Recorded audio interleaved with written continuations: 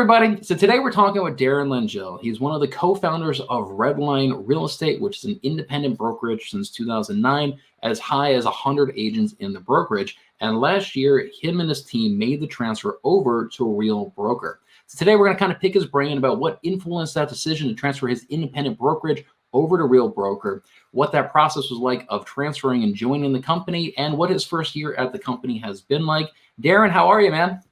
I'm awesome. I am excited to be here and excited to connect with you because, again, being in this shared company, we see each other a lot, and connecting one-on-one is always one of the favorite things I like to do. So. Yeah, absolutely. We got to connect at the One Real agent or one Real last October, which was a lot of fun.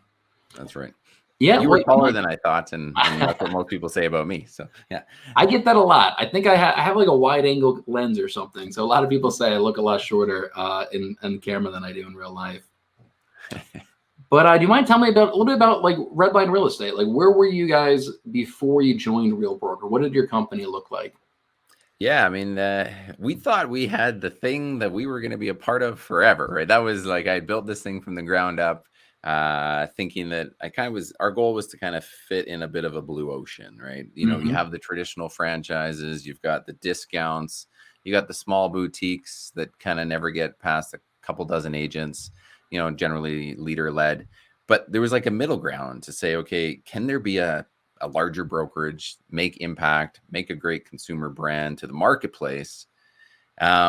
But just bigger than that, right? Like in between. So we kind of charted that course to say, I think we can give more value, create a brand people love to align with, and do it at a price point that makes sense, right? That you can't be too expensive, right? Because nobody joins you. You know, you get too expensive, you become a team model, and that's only for so many people, right? So we were what called a high value service model, kind of like best of team, under a price point that kind of matched and mirrored similar to the kind of the high end or like, you know, traditional brand name brokerages. So. Oh, great. And what were your production numbers looking like before you joined? So I guess 2021, I think is probably when you joined. Yeah. I mean, we had the best year of our business, right? We as a group had a producing agent body of 14.7 deals per agent. We did $750 million in volume. It was about 1,207. I think 1,207 was the sale number, and we broke every record. So it was like a better production per agent than ever. It wasn't our highest agent count. We had gone as high as 105 at one point. Culturally shook a bunch of people out of the tree that kind of came on for the buzz when we were growing and were not the right fits. And then COVID hit, and that, of course, shakes a few people out of the industry. So that was a bit of our makeup. So, yeah, strong production, a lot of proactive leadership to this group, and a lot of alignment culturally where, you know, we cared to be around folks. And I've been in a model that shows that works, right? When you're around like-minded people that care about each other, better things happen in your business, you know? So. Yeah, absolutely. And so that must have been a really tough decision. Like you have massive success as an independent brokerage, and you're now going to join another company. What were some of the factors that kind of influenced that decision? Like, what are some of the pros and cons of being an independent broker versus being part of an organization like Real? Yeah, I mean, the independent world is, I mean, we saw a rise of the independents over the last half decade to a decade, right? Just kind of like the rise of the teams that happened, you know, almost 10 years ago, and then it still continued. The rise of the independent happened because people like had built these infrastructures, had built teams that could provide value that brokerages weren't, right? So a lot of people jump into this like broker ownership game because off the backs of a successful independent business or a team business. And then they say, well, I might as well not use that brand that I was paying all this money for and start my own thing, right? You see that happen everywhere. And that can get you a certain place, but then you get to this place to say, well, wow, can I continue to do this and match and fund and scale and do that off the backs of like someone like myself? And that's a long journey, and it's scary, and there's a lot of cash involved, and you have to make these long-term commitments. And every year I would look at myself, Malcolm, I say, are we the best place for agents? Am I providing the best value I can, where I know I could stand it and look at myself in the mirror, or I can shout it from the rooftops and be incredibly excited that I am still the best place for people to be? And year after year, we were, and I was, and I would scream it. And then eventually you see the success stories of models like Real, Hmm. and you start to see how agents are getting reignited and excited about their business in new ways, right? Like you've been in the business for a while. I've been in the business for a while. A career is a long time. So I looked over at my business partner. Actually, this was even before that. I looked over and I said, we got to find a way to connect into a model like that. I don't know how we're going to do it because I need to pay my bills. I need to do things. And I don't know if I can convince my agents because, I mean, that's not for everybody. They came to Redline for a reason. Now I'd be potentially shuffling them out the door to something else. That was scary. You know what I mean? Um, so ultimately, it was a decision based on what is better for my average agent. That, as I just said, was 14.7 deals a year, making 135 to 150K a year. How do I best serve them for their next 15 and 20 years? And it wasn't going to be Redline Independent anymore. That wasn't the place for them. When we looked at Real and you walk through the wealth building just based on production, the production they had already proven, the math just showed me that I have to find a way to get them there, right? I got to take my own ego away as a broker owner and say, this is better now for them and better for forever for them. It hurt me though, like initially as a broker owner. There's a step back moment where you have to take less to build the mountain and go up a new path. You know what I mean? Right. Yeah. I mean, that's a hard decision. And sometimes you're right. You have to look at what's best for your team and your brokerage and the agents in that company. What is the best decision for them? And so, what do you think? Obviously, I'm sure you provided a lot of value, a lot of training, and a great experience for your agent.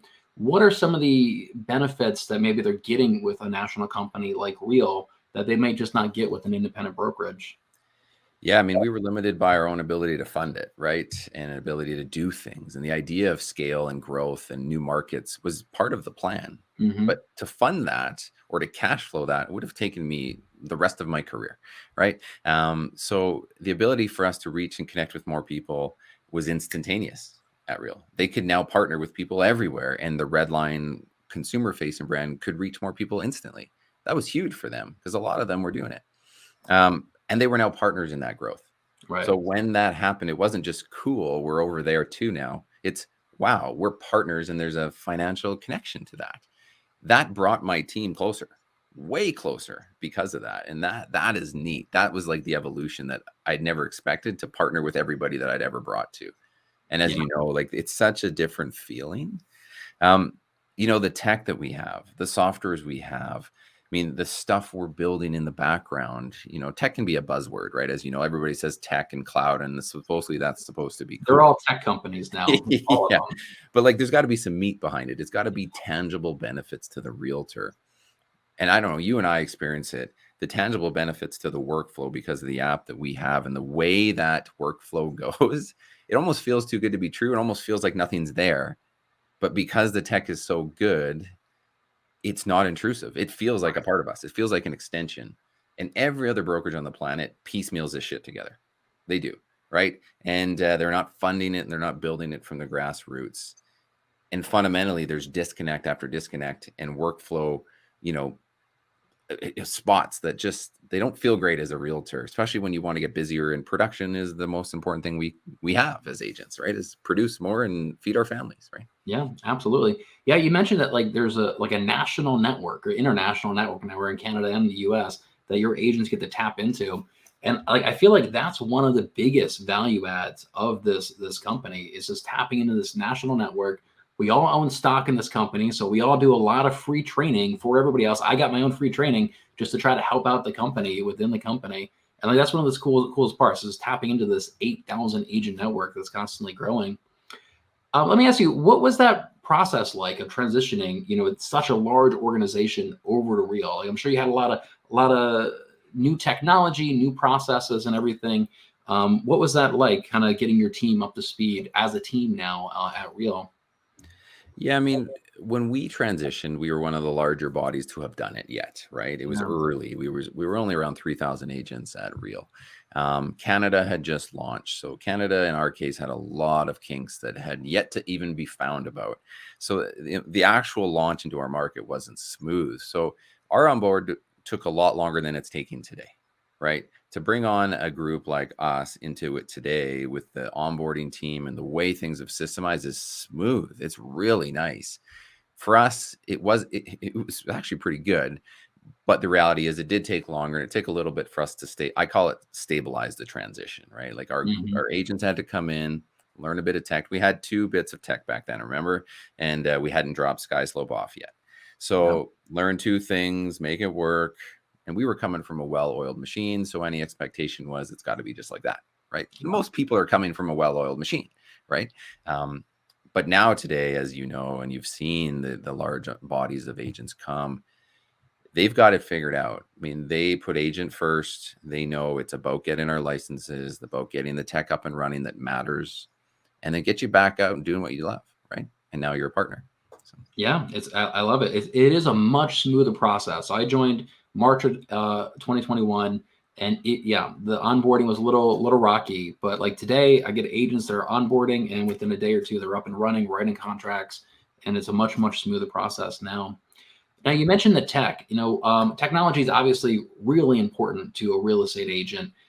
That's really what gives us a lot of advantage, makes our lives a lot simpler. What are your thoughts on the tech that we get here at Real? What's your experience been with the tech that we have? like I've always thought of tech as like the shiny thing, the shiny object. And it's like, it's got to be something like really cool. And then I had a chance to speak with Pritesh and our Mhm. CTO. And I'd never been that close to somebody from a tech and a software and an engineer mindset. And if you've never had that opportunity to hear it, these people that code and build stuff from the ground up do it with a completely different mindset. This isn't shiny penny. This isn't like, like what you think tech is. It's about breaking down barriers that used to be there that most realtors, when they go through their day to day, don't think there could be differently, but they think about this differently, don't they? They Yeah, literally come up with solutions to say, why does it always have to be this way? What if I just tweak it this and this? Or what if I put this first in the process? What would that do for the experience?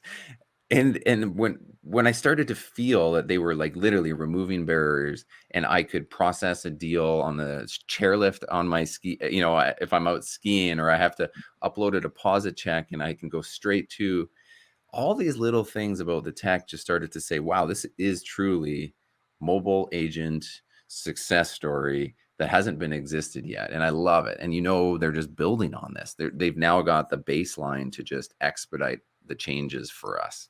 So, I mean, that's where I go about it. The visibility we have in the palm of our hand about where our business is at. Am I at cap yet? Have I paid past cap? How close am I to hitting that elite status?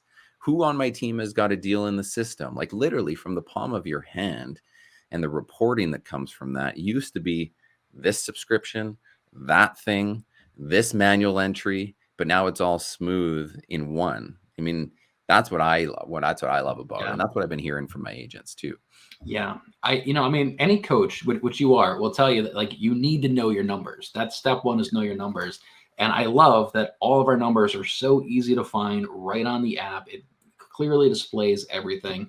I think it's a huge game changer.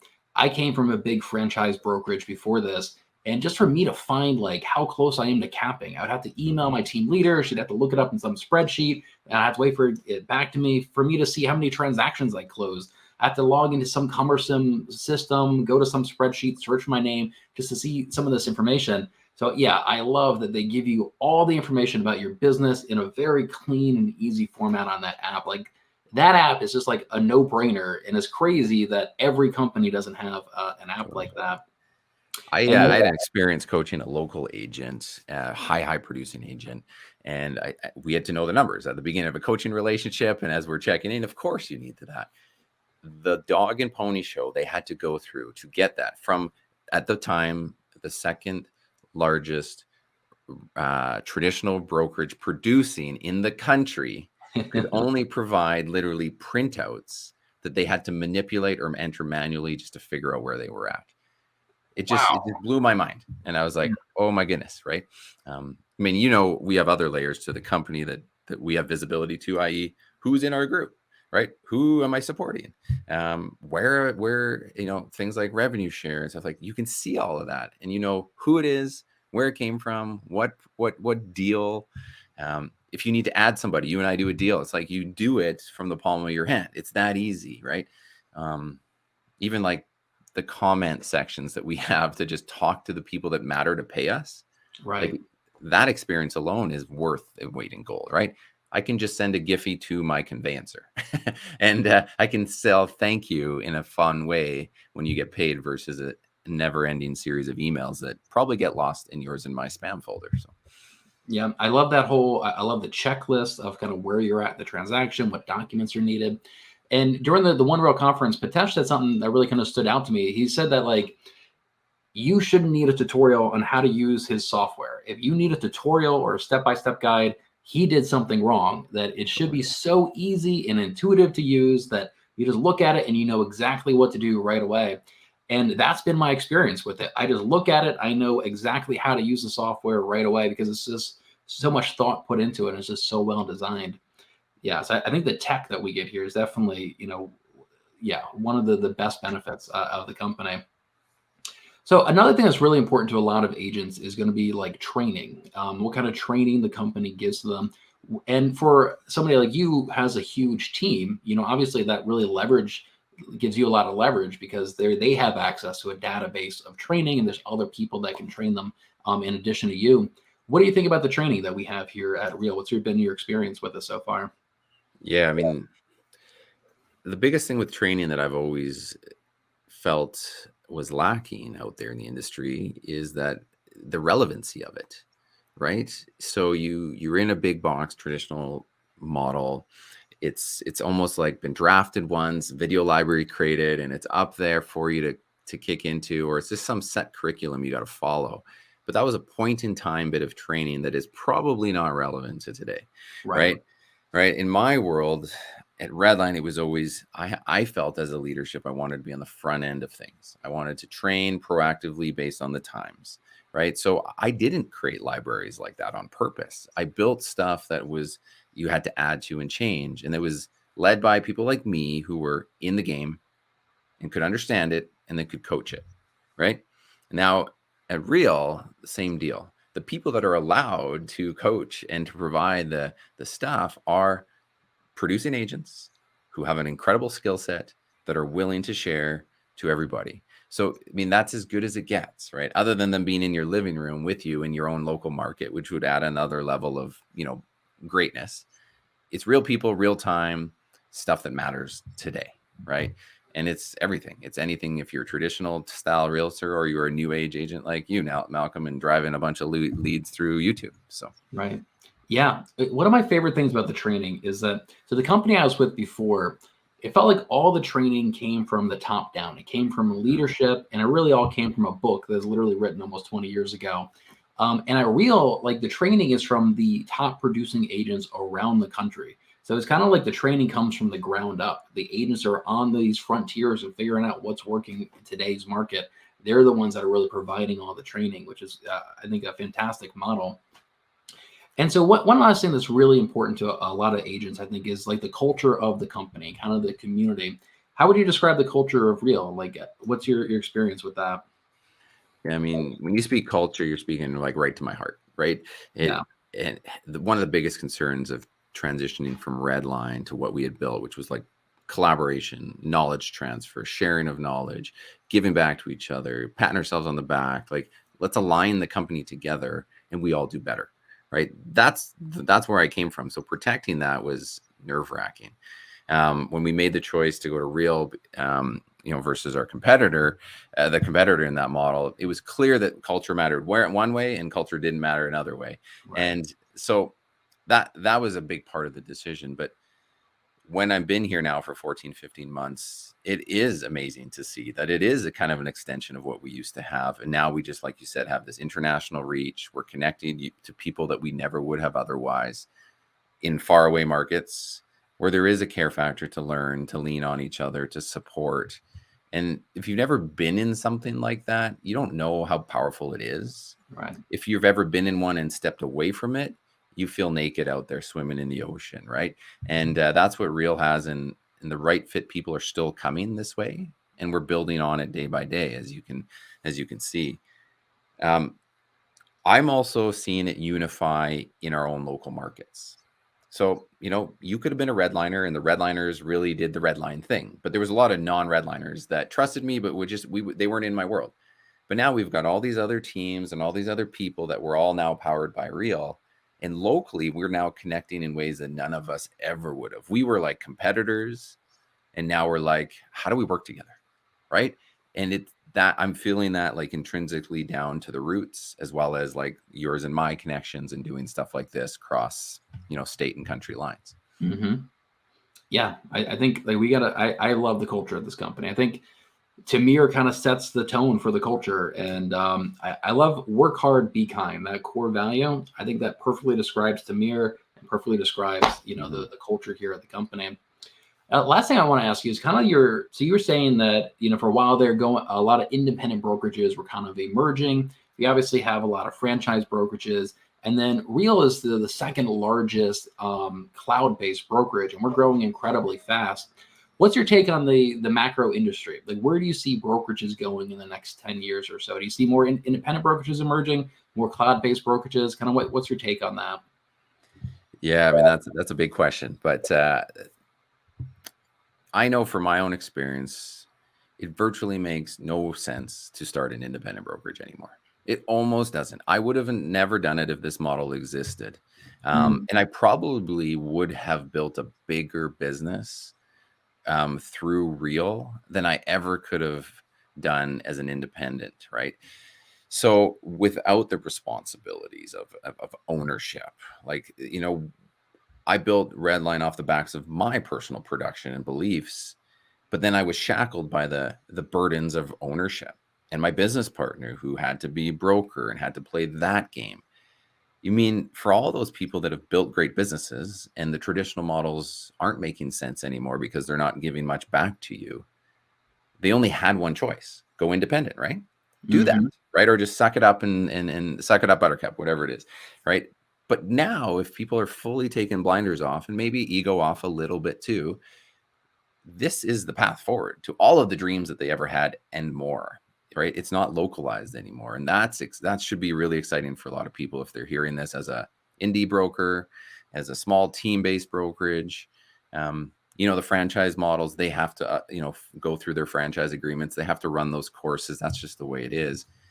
But a lot of these folks, as they get to the end of these 7 and 10 year agreements, they're looking for an exit. When you run the math about what somebody should be paying you to buy a brokerage versus rolling them into a model like this is again the play for you. This is the long-term legacy play for you, rather than this hopeful paycheck that likely isn't coming anymore, right. Or not to the same amount, right? So I think models like us are going to continue you have to find ways to empower the agent, right? Not just the leader, right? Not just the owner, right? Not just the team leader. Everybody needs to be empowered because we're the ones on the ground stirring the drink, supporting client flow, making life transitions happen. And the models that do that will keep winning, like what Real is doing, right? That's what I feel anyway. So yeah, I absolutely agree. And I think like by giving us stock in the company, giving us access to revenue share, that's how they're really empowering the agents. And I definitely think cloud brokerages are going to take a bigger and bigger and bigger portion of the market in the next 5 years, next 10 years. I'm pretty optimistic about that.